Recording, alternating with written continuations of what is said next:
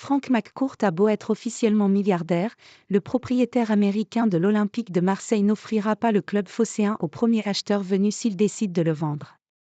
Le magazine économique américain Forbes a révélé cette semaine que Frank McCourt intégrait la liste des personnes les plus riches du monde avec une fortune estimée à près de 1,4 milliard de dollars. Une nouvelle qui a eu un sacré retentissement du côté de Marseille où nombreux étaient ceux qui pensaient que l'homme d'affaires originaire de Boston était loin d'avoir une telle fortune à sa disposition. Cependant, l'argent va à l'argent, et si on aurait pu croire que McCourt serait moins gourmand pour vendre l'Olympique de Marseille, ce n'est pas du tout le cas. Car même s'il a acheté l'UM pour 50 millions d'euros à Margarita Louis-Dreyfus, l'ancien propriétaire des célèbres Dodgers ne bradera pas son club de Ligue 1 aux fameux investisseurs saoudiens ou aux autres. Car le Bostonien a dépensé des centaines de millions d'euros dans son équipe et il veut un retour sur investissement. 1,4 milliard de dollars, McCourt n'a pas tout dans sa poche.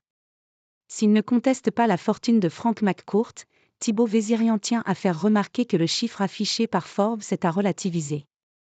Ce montant, ce n'est pas dans la poche de McCourt, c'est la valorisation de ses actifs, de ses entreprises, de ce qu'ils ont en valeur. Ça n'a rien à voir.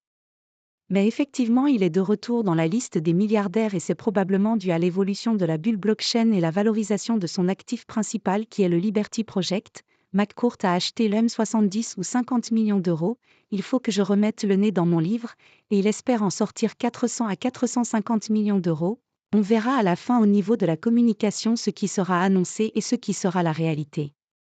Mais avec tout ce qu'il a perdu à l'Olympique de Marseille, c'est très compliqué de juger, a concédé celui qui a encore une fois répété que la vente de l'EM allait être officialisée, restant flou sur la date de cette annonce tant attendue depuis 2021.